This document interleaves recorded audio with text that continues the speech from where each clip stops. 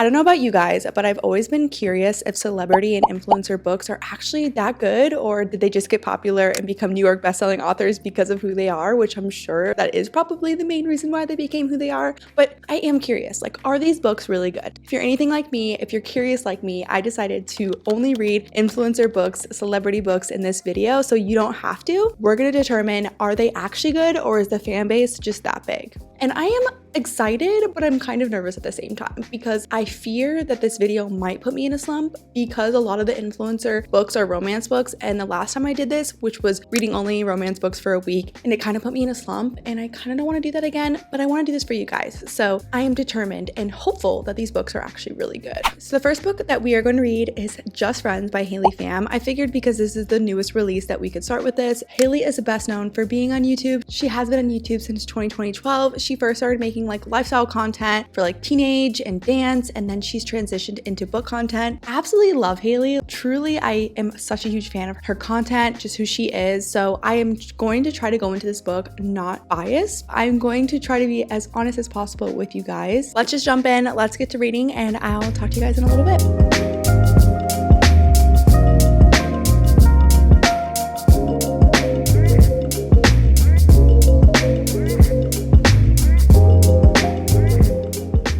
Alright guys, so I just got to chapter 4, page 30, and my thoughts so far. First of all, I love that our main character likes books. Obviously, I feel like Haley would write a character that likes books, but she had gone into this like bookstore to calm herself down and just do something that she loves, and that was so relatable. As a book lover, I'm sure you can understand, like, going into a bookstore is one of my favorite hobbies. Like, if I'm stressed out, I love going just like browsing bookstores. So that was really relatable. We just went into like an old timeline, like a past timeline, and I did find that it was a little bit cheesy. Basically, we're following our main character, Blair. She's going back into her hometown of Seabrook, California, and her aunt is falling ill and she is on hospice. And because it's summer, she decides that she needs to pick up a job. So she goes to a coffee shop to apply, and she runs into Declan, who obviously they have a past relationship with each other. There's obviously some turmoil. There's a little bit of some strife between them because we just went into the past. Like, there's this childhood friends to lovers. They have known each other since they were little kids and they barely even knew how to talk. That's what she said. Like, they couldn't even form sentences when they knew each other. But like I said, like, when we were diving into the relationship and the scene that we were following, it was a little bit childlike. Like, it was a little bit like, okay, this is very like movie-esque. This is very like fictional, if that makes sense, which is fine. I definitely think like this is her debut novel and she's going to be having to go off just like stereotypical relationship plot lines tropes. So I understand that. I just want to say that it was a little bit cheesy. So far, I am enjoying it. I actually do think that her descriptions and like the way that she describes things, it's pretty well done. I just was reading this art copy of this book that I got, and it was really bad. Coming off that book and reading this book, I'm actually having a lot of appreciation for her writing. Maybe that's actually a good thing and like a point for her because of the fact that I just read a book that was like written really bad. So I'm actually appreciating the fact that like her descriptions and the way that she's describing things and the way that she's like painting the scenery of Seabrook itself is really well done. And I'm like, oh, this is such a cute little beach town. But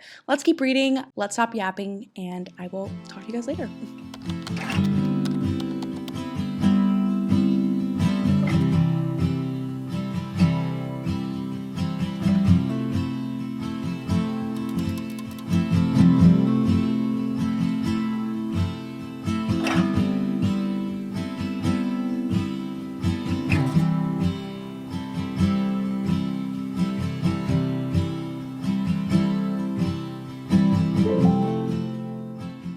Sorry guys if I look sweaty. I literally just got back from the gym and I have to film this before my son wakes up from his nap. But I am about 140 pages into Just Friends. Let me grab it, which is like about halfway. And sorry if you hear the garbage man. He is just crazy today and so loud. So overall, I feel like I'm enjoying this book, but it's going by really slow. I don't know why, because it's very fast paced. The chapters are pretty short too. Really easy to read. Like, anybody could read this book. Like, it's definitely like YA type of writing. But I don't know. I'm just kind of going by it slow. I think I'm just not in the romance mood, which probably wasn't the best option picking this up, but I also wanted to read it. I am glad I'm reading it right now because it's definitely like a spring, summertime book. So it's definitely like the superb time time to read it, like the weather is getting warmer outside. But overall, I definitely think this book is giving Disney Channel movie vibes. For sure, for sure. Oh my gosh. The truck is driving by. I just feel like Declan's storyline is that typical Troy Bolton storyline where you're following a character who's playing a sport and his dad is like wanting him to be really good at that sport because that's his dream. Like he's like pouring his own dream into his son and he like wants him to be good even though he's like being the best. He's like, you need to do better. Like that's definitely the Disney Channel vibe, the Disney Channel trope, and that is Declan. So I definitely am getting that feeling, especially when we're going into like the past chapters, which is fine. It's just kind of taking me out of the book just a little bit. But when we're in the present timeline, I'm actually really enjoying it. I really do like following our main character. You can tell that Haley poured her soul into this character because the main character loves to read. She has a passion for writing. She wants to write a book. She has a mixed heritage. You can definitely just like see little pieces of her life. Like even like she talks about her and Declan, like Declan's watching a football thing and she's reading and like they found this like groove together. I know Haley's talked about that in her videos before. So I just think that's really cute that she added that. I also really enjoy her talk on grief or exploration of grief. I feel like I really enjoy reading about grief, especially since I've lost someone really close to me. And when she talked about like the funeral and that whole story, that whole chapter was just so relatable. I actually was reading it and like it really took me back to my own experience. And I was like, wow, I've read a lot of grief books, but I've never really had a book like take me back to that experience and me relate to Blair in that moment, which I really enjoyed. I don't know. I'm like kind of having a mix between like it's good. Like there's moments where I'm like, oh wow, this is so good. Like I'm in the book, I'm in the story. And then sometimes I feel like I'm just reading the words on the page and I'm not really seeing it. I'm not really feeling it. But I don't know if that's necessarily like Haley and her writing or if it's just me and my lack of wanting to read a romance book. You know what I'm saying? So it's definitely a really good debut novel and she's not that bad. I feel like people are being really rude and exaggerating word choices that she has. Like the conglomerate of pedestrians was literally on page 2. I feel like people like read that and were like jumping the gun. Like, let's trash on Haley. That's kind of how it felt when I read it because since then I really haven't seen a lot of words that were obviously replaced by the thesaurus is what people are saying. That's my update so far. I am enjoying it. I'm probably just going to update you guys when I'm done because I feel like I'm getting into that part of the plot where it's going to be like spoilers from now on. But I'll talk to you guys in probably a couple of days. See you guys soon.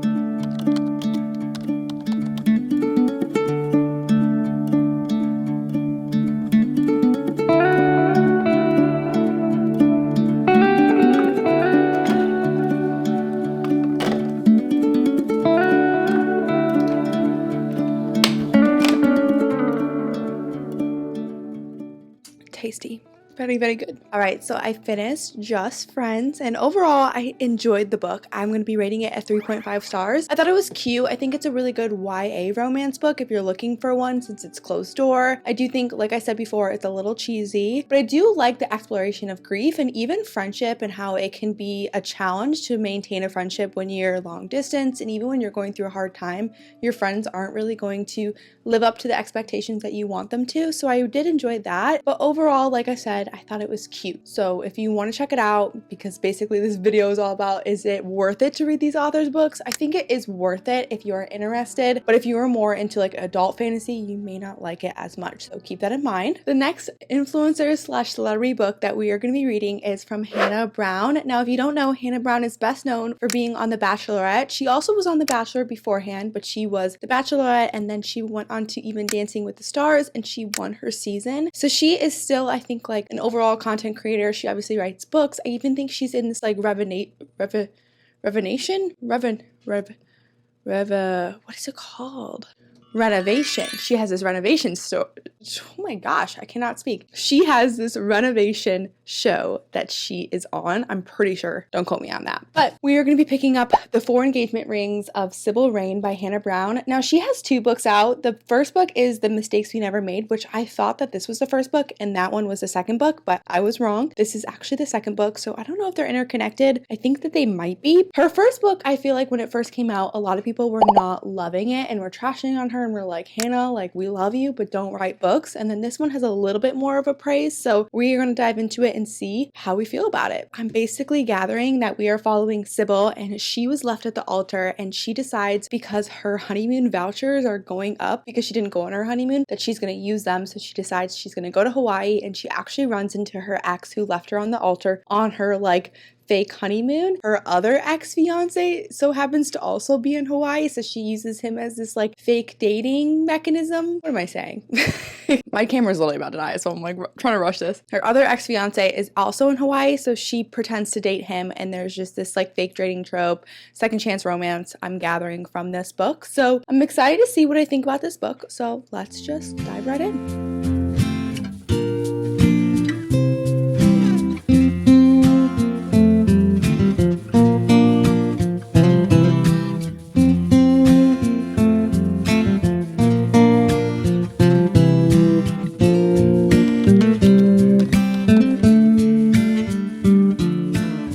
So I just got to chapter 10, which is page 121, and so far, okay. Sorry if I'm out of breath. Once again, I just came back from the gym. I feel like I'm always filming after I get back from the gym. So far though, I am not entirely liking this book. And I have to say, it's not necessarily the writing style. Like I actually think she's doing a really good job at painting the picture about where we're at, because we are in Hawaii. And Hawaii is actually where me and Jackson had our honeymoon, and we loved Hawaii so much. So to be back there in this book is just so much fun. Like whenever I pick up this book, I feel like I'm back in Hawaii, I'm back at my honeymoon, I'm back at that resort, and it's like a really good thing. It's a really good experience to just be back there. Like I love Hawaii so much, so I definitely think she's like painting the picture of that very well. I also think her writing style definitely reminds me a little bit of like Ali Hazelwood, Christina Lauren. It's definitely giving like that comical, quirky, out there female main lead. However, I don't really like the crudeness of this book. It's very lusty, it's very sexualized, it's also very like new age, which is really surprising coming from Hannah Brown, because I know Hannah Brown claims she's a Christian. If you're watching this, you're not a Christian and you're new into new age stuff. Personally, I've had my own experience with new age when I wasn't a Christian, and now coming out of it, I just don't like to read about it, because to me it's very like demonic. It's just not of God. It can come off so fun and just like whimsy and cute, but it's not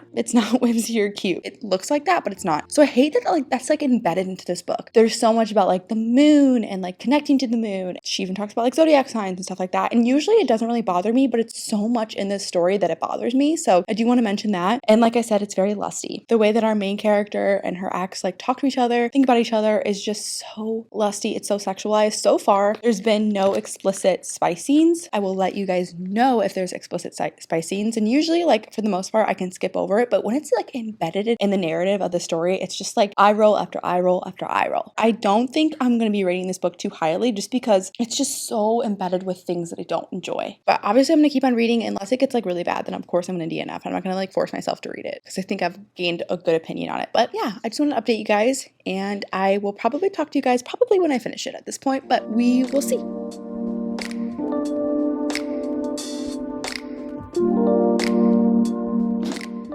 This book is a no for me, dog. It's a no for me. No, but seriously, on a real note, I cannot stand this book. I shouldn't say that. I feel like that might be a little bit mean. It's a no. It's a no. It's a no.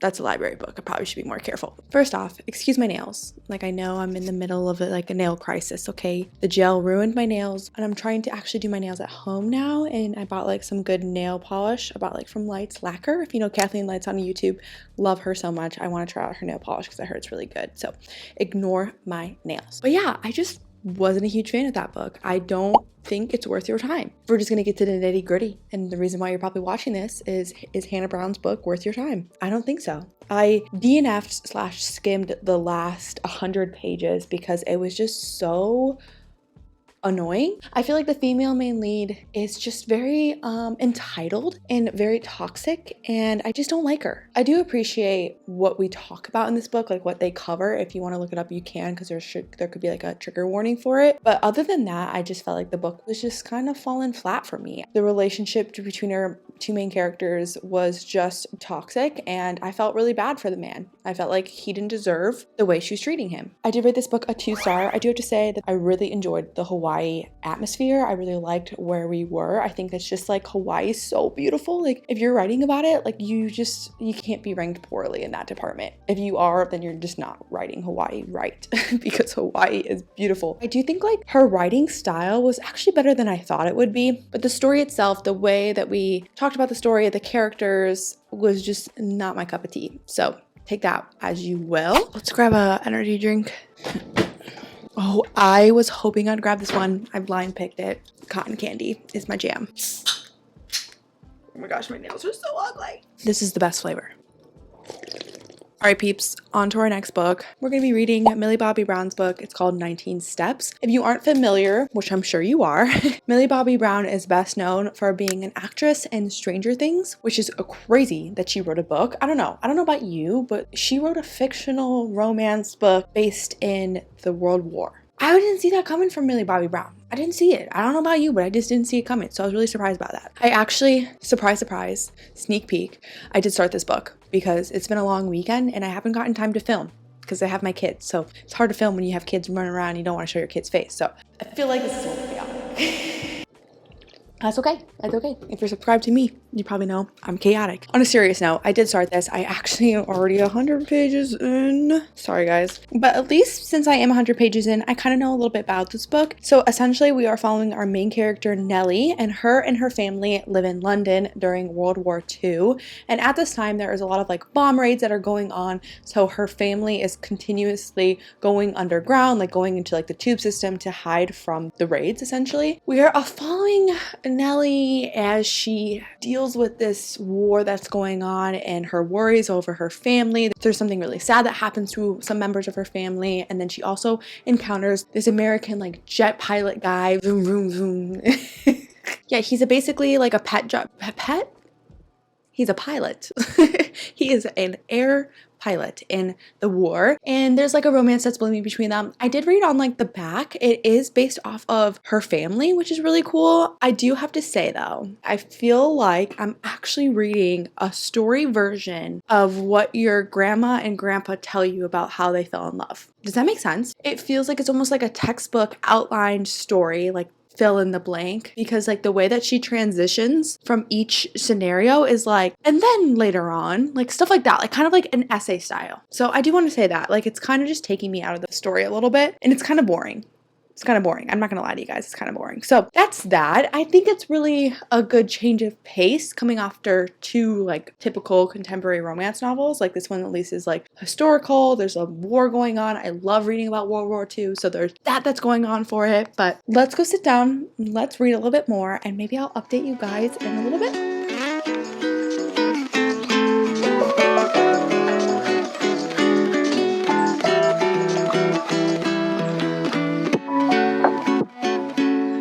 Guys, these books are slumping me out. I knew this would happen.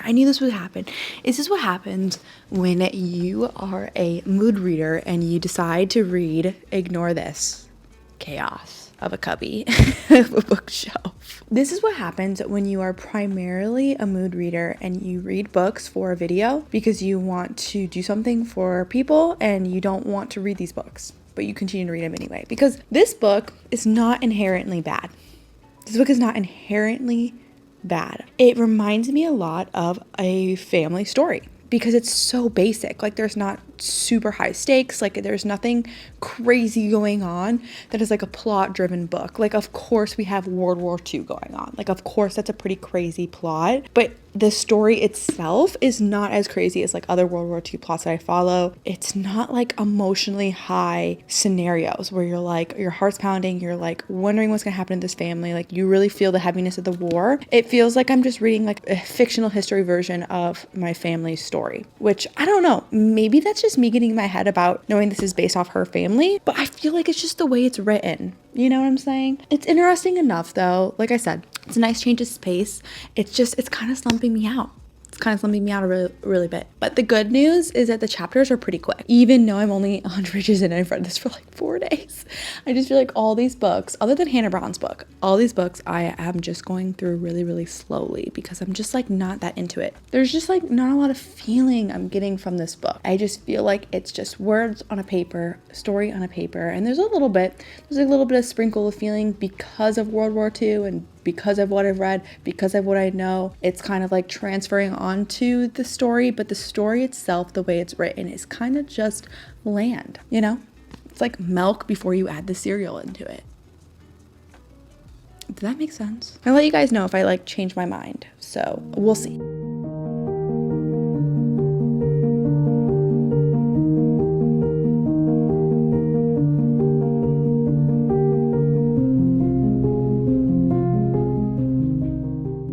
Reading about babies and something happening to babies is just horrible. It's absolutely excruciatingly hard to read, so this is kind of traumatic.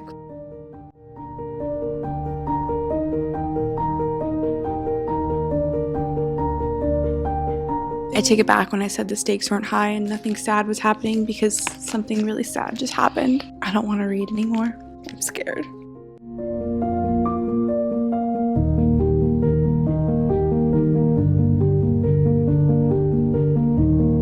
This chapter is giving me anxiety. Oh my gosh.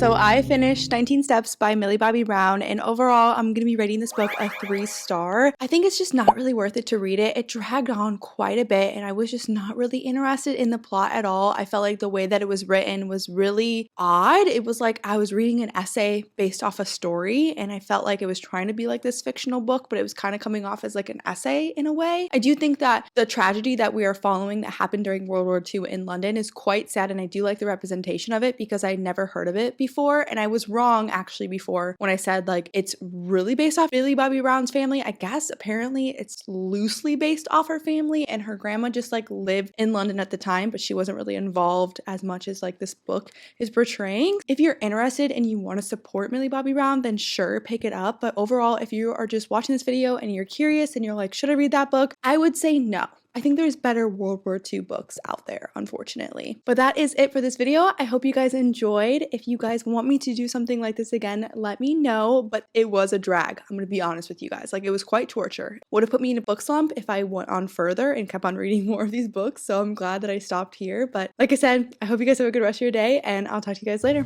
Bye.